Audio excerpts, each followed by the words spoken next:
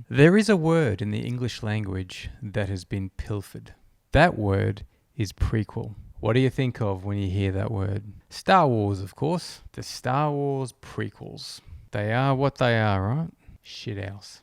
A lot has been said about the quality of these movies. At this point, a lot of the criticism is low-hanging fruit. Pointing out that Jar Jar Binks is annoying is like saying that water is wet, or saying get to the chopper when talking about Arnold.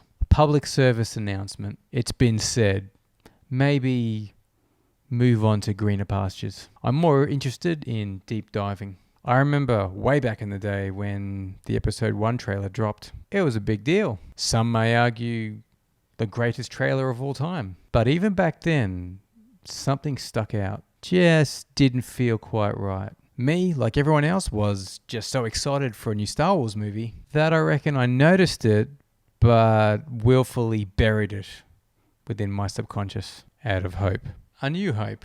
It must be said that I saw episode 1 on my first date with Julie. Julie, who at the time had never seen a Star Wars movie. Episode 1 was truly her episode 1. That's devastating to my brain. So imagine that scenario. Sitting in front of the first Star Wars movie in 16 years. I'm not sure what I was most excited about. Hey, I didn't know I was going to marry her. Anyway, what did I notice and chose to ignore in that trailer? Well, it's quite simple. And yes, it's a nitpick. But it proves that the universe was not fundamentally understood. Hence, there were minds that were ill-equipped to make this movie. Maybe should have moved on to greener pastures also. In the trailer, Obi-Wan Kenobi appears. We all first met this bloke on Tatooine in episode 4. Well, everyone except Julie. He's been living in hiding for about 20 years. Makes sense when you look at him. He's wearing desert robes. That's what you do in hiding. You wear the flavor of your surroundings. No sense sticking out in a crowd, especially when you're in exile. So that all makes sense. Now, getting back to the trailer. There's Obi-Wan.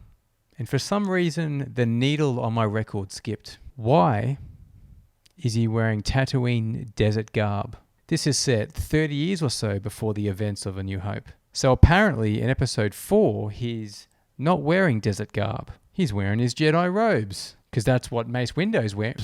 Mace Windu. Because that's what Mace Windu's wearing.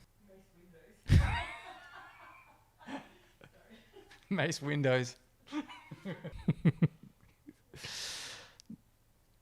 That's what all the Jedis are wearing.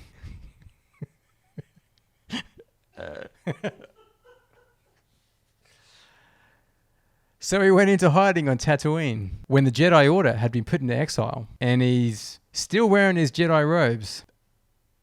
So what are you telling me? He had the smarts to travel to and hide in a distant planet, but didn't think to disguise himself one bit. I'm not talking fake nose and glasses. I'm saying go out and buy a I Love Mos Eisley t-shirt or something. Anything.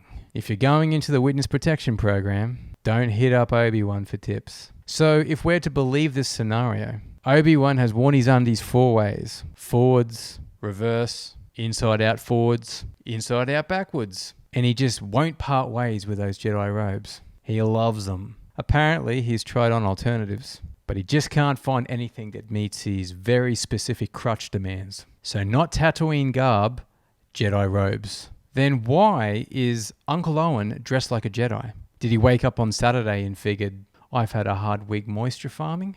It's fucking Jedi day for old Owen. Apparently it's dress-up day for half the people on Tatooine. I swear, if you think too hard on this, blood will shoot out your nose. So whatever the answer, wrought with incompetence. Either Obi-Wan had no idea what he was doing, or the people of Tatooine love dressing up like Jedis for some reason. Point is, I should not be wrestling with this nonsense. I should have been enthralled and sobered by the fall of Anakin Skywalker. Maybe the Jedis were in the middle of rebranding and needed a new uniform. So they traveled the galaxy far and wide and landed on Tatooine, tried on some desert garb and were intrigued by the idea of wearing a uniform that enables you to sneak a case of beer into the cricket.